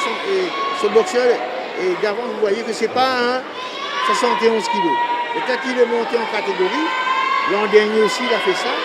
mais quand même, mais c'est un jeune on peut compter à l'avenir. Mais en face de Claire, il n'y a pas trop d'arguments en face de Claire. C'est ça le souci là. Il tombe avec Claire comme ça, il n'y a pas trop d'arguments. Il lutte avec ses moyens, comme on dit. Johan Larose de Rodrigue face à Mervyn Clair. Quelqu'un qu'on ne présente plus. Qui connaît quand même pratiquement tous les rendez-vous continentaux et internationaux.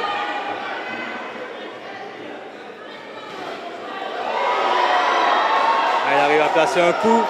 Johan Larose. Et comme vous voyez, il essaie de hausser les enchères. Voilà, mais quand même là, comme s'il a titillé un peu Claire. C'est pas quelque part jouer avec le feu là.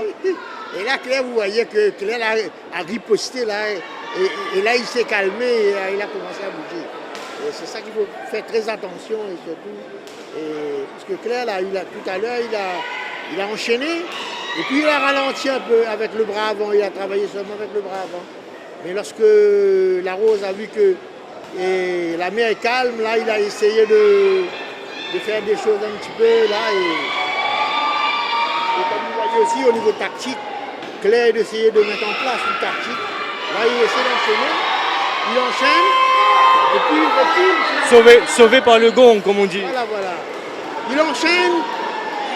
Il essaie de se défendre et puis il fait une deuxième attaque. C'est ça qu'il travaille et ça veut dire qu'il touche sans se faire toucher. Et puis il attaque. Il peut faire l'attaque. Parce que c'est ça qui est difficile de faire. Intéressant comme combat. Mervyn Clair, c'est toujours un plaisir hein, de voir Mervyn Clair boxer. Il a un style, il a une façon de se tenir sur le ring et tout. Oui, il a un style propre à lui. Et il boxe comme il faut. Et aussi, il sait quand il faut changer de rythme. Là, comme tout à l'heure, là, vous avez vu, là, dans les 15 dernières minutes, là, il a enchaîné 2, 3, 4, 5 coups. Et ça, ce sont des tactiques des continentaux.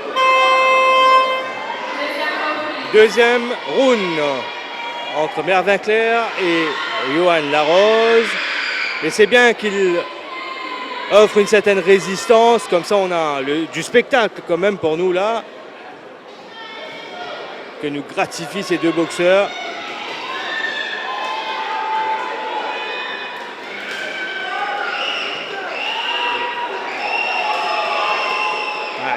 Solide sur ses appuis, Mervyn Clair. Hein.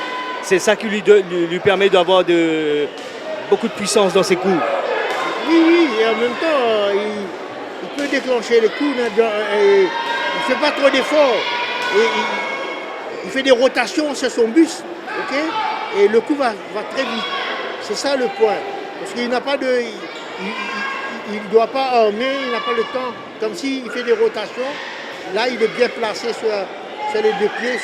Et il a une bonne attitude, bon placement.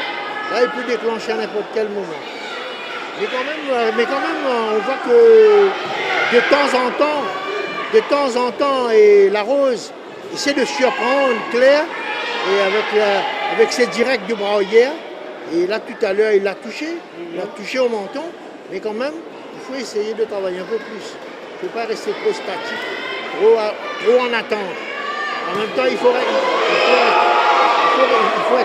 très mobile. Voilà.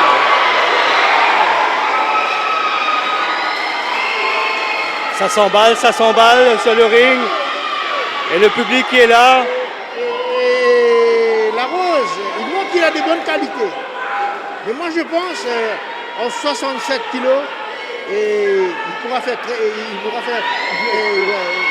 mieux. C'est une gabarit, une morphologie de 67 kilos. Parce qu'en 71, vous voyez que c'est un petit peu trop dur pour lui. Une catégorie un peu trop avancée pour lui. Ouais, voilà, vous avez raison. Mais là, il essaie de tenir tête à quelqu'un comme Mervyn Clair et c'est tant mieux pour nous. Hein. présent ici au Centre national de boxe. C'est du beau spectacle, c'est de la boxe réfléchie.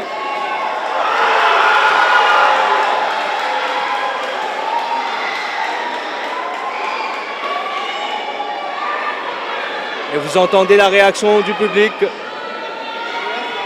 vous voyez là, c'est que le garçon là, la Rose, hein, il a fait de son mieux.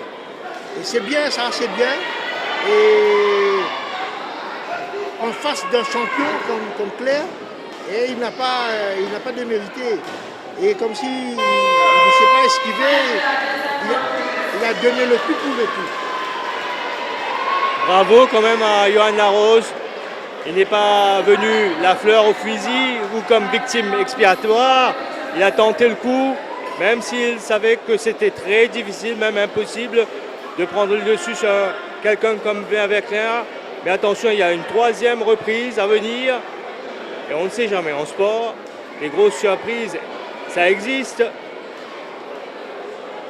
Et on va voir comment va terminer ce combat. Notre champion dans la catégorie des 71 kilos, Mervyn Claire. Je dois dire que le combat est mieux que ce que je pensais. Je pensais que c'était un one-way ticket, mais là, vous voyez que la Rose... Hein, oui, c'est loin d'être un combat à sens unique. Hein. Il y a eu la réaction de la part de Johan Larose.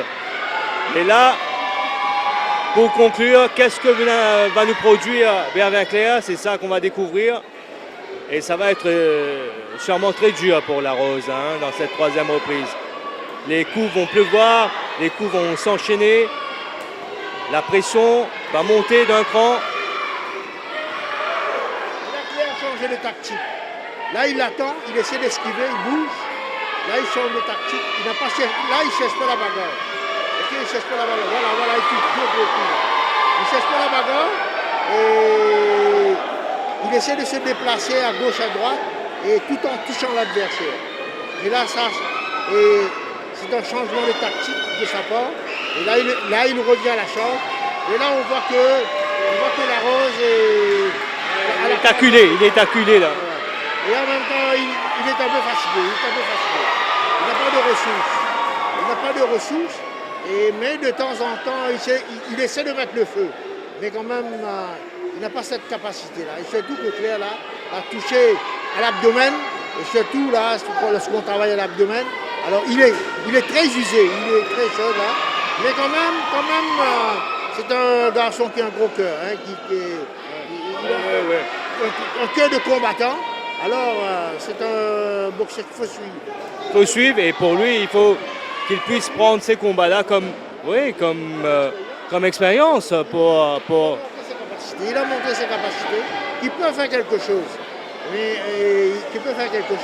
Parce qu'en face de Claire, il n'a pas abdiqué. Il n'a pas abdiqué, même si les coups n'est pas bien déterminés, même dans le vide, mais il essaie de toucher avec l'intérieur des coups.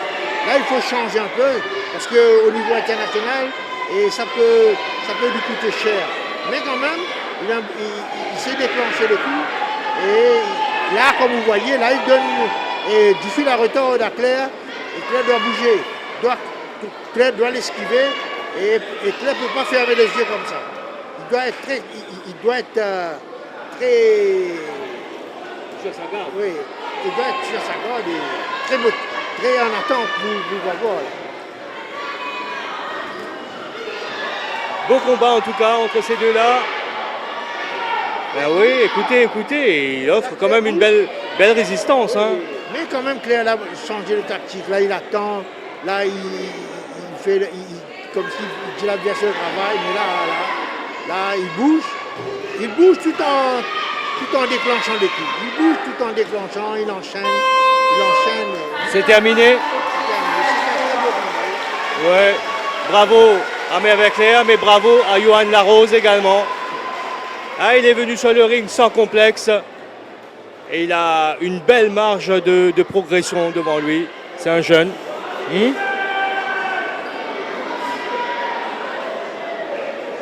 Marcus Ravina. Marguerite.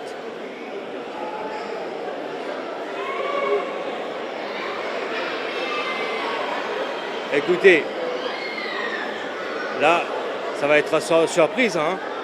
Mais juste après, vous me dites Judex Basile qui a ce combat entre Marcus Ravina et Jefferson Marguerite, c'est ça?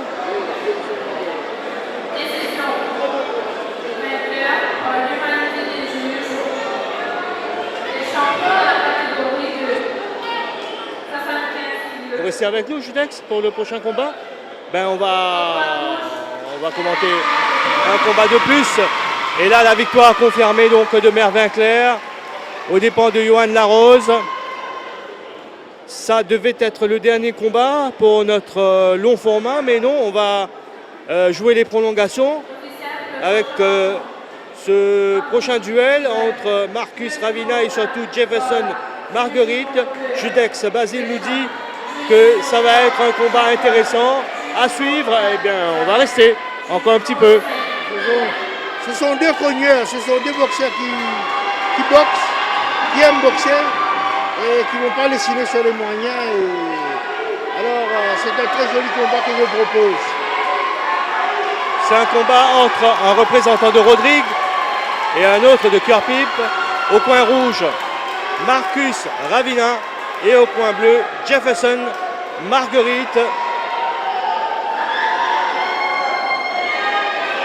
Ben écoutez, ils connaissent. Le public connaît bien ces boxeurs ou quoi?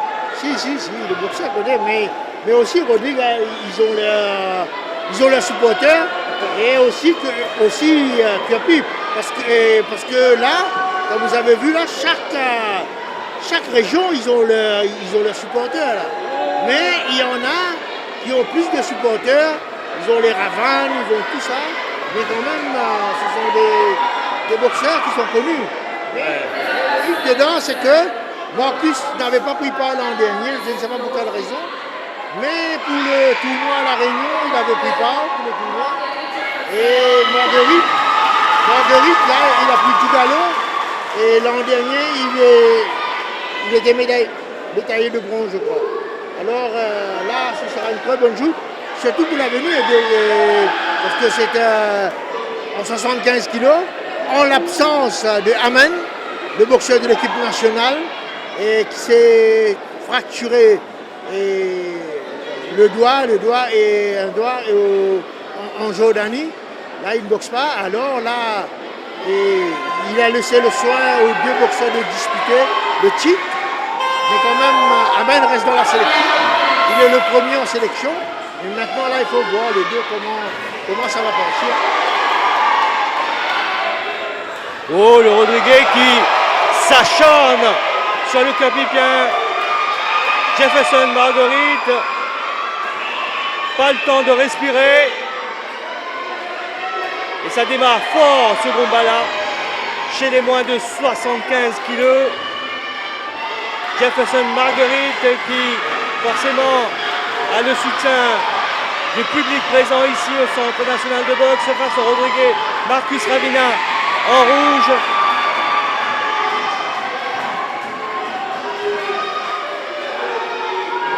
Et ça part pas à l'aveuglette, Judex Basile. C'est réfléchi, c'est de la boxe intelligente. Mais là, vous voyez que Marguerite a laissé passer l'orage un petit peu. Là, il revient. Hein. Et là, il revient maintenant. Là, il prend ses repères. Là, il se met en place. Parce que de toute façon, tout à l'heure, il fallait prendre en considération et Marcus. Parce que Marcus veut enchaîner avec des coups, avec des larges coups. Alors, il fallait prendre des précautions. Et là, il est revenu. Là, voilà. Et là, deux coups. Hein, coup sur coup. Vous avez parfaitement raison, il a laissé passer l'orage. Et puis là, il ne se laisse pas faire. Contrairement à Marcus Ravina qui paraît un peu plus brouillon dans sa manière de procéder. Marguerite, lui, il reste bien posé. Mais Marcus Ravina, vous voyez, c'est quelqu'un qui aime boxer, qui aime la bagarre. Vous comprenez, mais quelquefois, il frappe des coups un peu larges. mais quand même, c'est un bagarreur. Alors, c'est ça qui fait un combat qui est très animé. Et surtout là, Marguerite est un petit peu plus, d'ordinairement, Marguerite est un peu plus fougueux, mais là, je vois un petit peu plus calme aujourd'hui, surtout en face d'un boxeur qui aime se bagarrer. Alors, il faut travailler un peu plus réfléchi. C'est un très bon combat actuel. Oui, et dire qu'on est dans le premier round. Et déjà, dans le premier round, on assiste quand même à cette bagarre-là. Beaucoup d'intensité, que ce soit du côté de Marcus Ravina ou de Jefferson Marguerite. Et à chaque fois qu'il y a une initiative prise par Marcus Ravina, Jefferson Marguerite est là pour contrer et pour reprendre du poil de la bête. Oui, là, ils travaillent, les deux travaillent là. Là, c'est ralenti un peu. C'est un petit peu plus calme, mais quand même, là, c'est un peu plus tactique. Mais quand même, Marguerite essaie de fermer un peu plus. Mais quand même, et le combat est très équilibré. Ouais, équilibré, mais intéressant à suivre également. Pour moi, un petit léger avantage à Marguerite, qui a délivré des coups un peu plus précis. Absolument, absolument. Contrairement à Marcus Ravina, un peu plus feu follet, on va dire, sur le ring, le Rodriguez, contrairement à Jefferson Marguerite qui a été beaucoup plus précis, comme vous l'avez précis. Il enchaîne quand il a besoin. Il enchaîne, mais tandis que l'autre adversaire, son adversaire, lui, il travaille un peu, mais il travaille un peu large.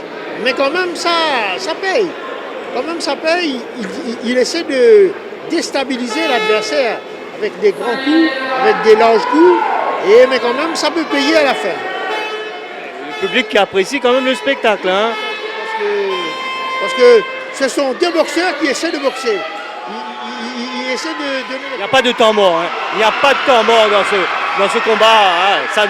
Ça fait énormément plaisir aux nombreux passionnés de boxe qui sont là. Oh, les coups s'enchaînent. Wow, ça c'est une belle bagarre. Véritablement une belle bagarre. C'est un mano à mano. Du coup pour coup. Oui, je te donne, tu me donnes, je te donne, tu me donnes. Œil pour œil, dent pour dent. C'est ça, c'est bien, c'est bien. Mais là, maintenant, il faut avoir la possibilité. Il faut avoir la possibilité de continuer. Parce qu'il fait chaud et avec une intensité comme ça, et il faut faire très attention pour la troisième reprise. Absolument, on va voir qu'il y a plus de jus, qu'il y a plus de fraîcheur physique pour pouvoir aller jusqu'au bout dans ce combat. On est dans le deuxième round. Et ça c'est vraiment emballé là. Surtout avec le style de boxe de Marcus Ravina qui arrive à placer quelques coups intéressants. Incroyable. Ah mais c'est difficile de dire qui va gagner ce combat. Hein. Il est vrai qu'il y a Jefferson qui a été plus précis. Mais Marcus est revenu dans ce combat. Et là Jefferson qui réagit. Jefferson a repris. Et il a essayé d'annuler les points que Marcus a marqués. Là, il a marqué quelques très jolis coups. Et Marcus essaie de contrer. Une petite pénalité pour Marcus. Oui, pour Marcus, parce qu'il frappe avec l'intérieur du gant. Et ça, c'est une pénalité qui peut amener des fautes, qui peut amener les points, et diminuer les points. Mais là, quand même, là, c'est calmé un peu, mais l'orage, ça va retourner un petit moment. Là, ils se reprennent et puis on va voir. Mais quand même, finalement, c'est une tempête électrique. Hein. C'est un très très bon combat, très bon combat. Chacun son tour essaie de travailler. Et Marcus essaie de travailler à l'intérieur avec des uppercuts du droit. Et là, il a jeté son gumshoe. Mais depuis au début, il n'a pas jeté l'éponge hein, comme certains dans le public qui ont cru que Marcus avait abandonné. C'est pas ça. Il ne peut pas retenir son gumshoe et son protège-dents parce qu'il y a un problème, il y a un souci. Peut-être que c'est l'âge, peut-être au niveau de la respiration. Il doit ouvrir la bouche. C'est au tour de Jefferson maintenant de perdre sa protection des dents. Hein. Qu'est-ce qui se passe dans ce combat? C'est incroyable. Vous avez eu raison de nous demander de rester. Non, mais c'est ça. Mais quand même, et c'est quelque chose qui est très dangereux. Si vous ouvrez la bouche comme ça, vous recevez un coup, vous pouvez casser la mâchoire. Mais quand même là, ils sont fatigués. Quelquefois, ils doivent ouvrir la bouche, mais ils ouvrent la bouche au mauvais moment. Alors, ça sort. Mais ça aussi, si vous jetez ça 2 fois, 3 fois, et vous pouvez être disqualifié. Ouais, c'est très animé en tout cas. C'est très animé. Et croyez-moi, par moment, on a comme l'impression que Marcus Ravina est en difficulté, mais non, il se reprend, il essaie de placer des coups. Et c'est là où Jefferson Marguerite doit faire superbement attention. Et là, il essaye d'étouffer son adversaire. Est-ce qu'il va pouvoir le faire? Physiquement, on a comme l'impression que Ravina cède du terrain. Il a repris le dessus. Marguerite a repris le dessus. Marguerite a repris le dessus. Mais quand même, Laro et notre adversaire. C'est fini là, c'est fini. C'est fini pour le deuxième round. On n'a pas entendu, il y a tellement de bruit. C'est la deuxième reprise. Mais là, ils sont fatigués. Là, il faut changer de tactique. Celui qui est plus frais, là, il va gagner la 3e reprise. Mais quand même, il faut se servir un petit peu de sa tête, ok, pour amener ce combat-là. Et quelquefois laisser passer l'orage et puis contrer comme Marcus essaie de faire. Et quelquefois, il fait comme s'il est fatigué. Et puis, il reprend. Mais quand même, là, je vois que de la deuxième reprise, c'est Marguerite qui est en avance. Et disons que la deuxième reprise, c'était kiff-kiff. La première reprise, c'était kiff-kiff. Mais là, la deuxième reprise, c'est Marguerite qui a pris. La 3e reprise est cruciale. Et surtout avec l'apport des supporters. Quel support? Quel support de la part des membres du public, là, incroyable pour Jefferson Marguerite. Et c'est ça qui va vraiment... Ça va vraiment apporter ce plus dont il a besoin pour prendre le dessus sur Marcus Ravina, parce qu'en face, ce Rodriguez-là, il ne se laisse pas faire. Oui, il ne se laisse pas faire. Là, ils sont en train d'observer un peu. En même temps, là, chacun essaie de voir comment l'adversaire va entamer. En même temps, là, peut-être que la minute de repos n'était pas suffisante. Ok, là, ils ont eu 30 secondes pour le repos supplémentaire. Et là, ils vont commencer. Celui qui arrive, et en même temps, là, ils jouent. Là, ils vont jouer la tactique. Là, ils vont jouer attaque et puis se reposent, attaque qui se repose, parce qu'ils sont très fatigués. Superbe combat, en tout cas. Entre Ravina et Marguerite.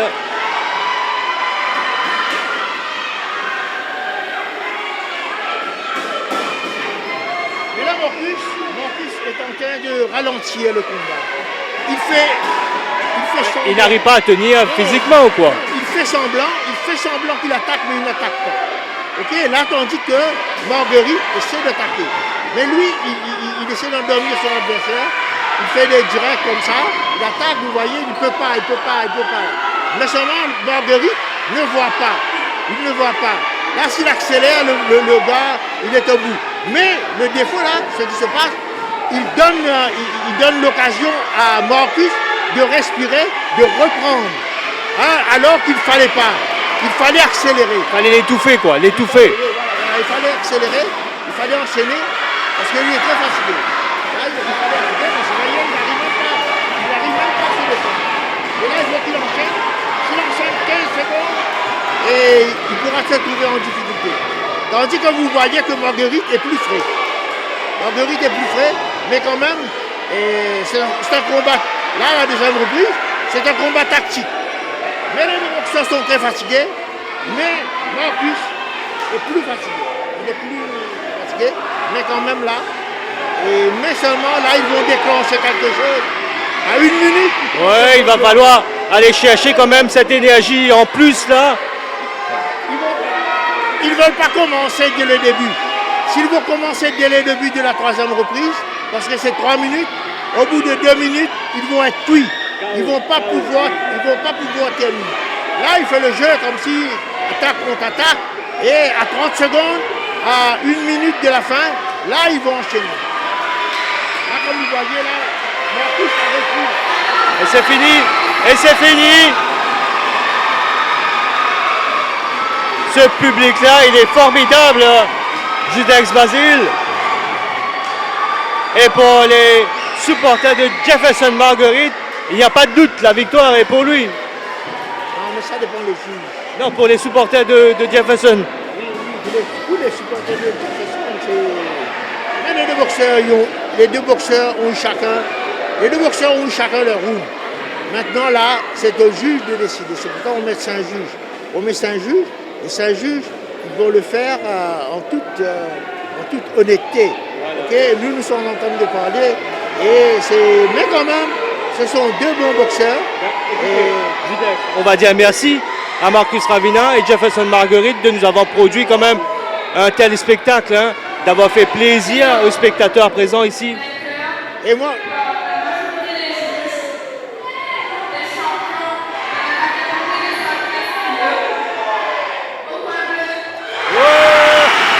explosion de joie dans les gradins du Centre national de boxe.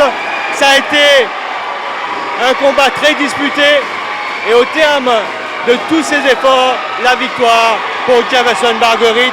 Merci Judex Basile de nous avoir demandé de rester. Hein? C'est vrai, ça a été une belle bagarre. Oui, ça a été bien.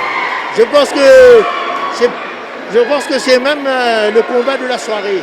Parce qu'il y aura aussi une coupe pour le meilleur bout, le meilleur combat.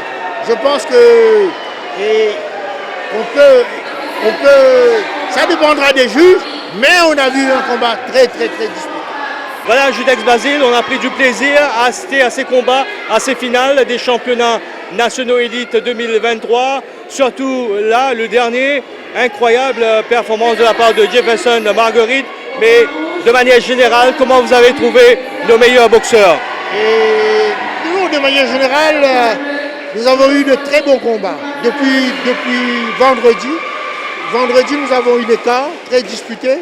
Et nous avons eu aussi les demi-finales hier et aujourd'hui pour conclure de très belles finales. Et surtout, nous avons aussi pour les filles qui ont fait de très bons combats. Mais quand même, pour les meilleurs combats et les meilleurs juges, il y a un panel de juges. Je ne veux pas trop les choses comme ci.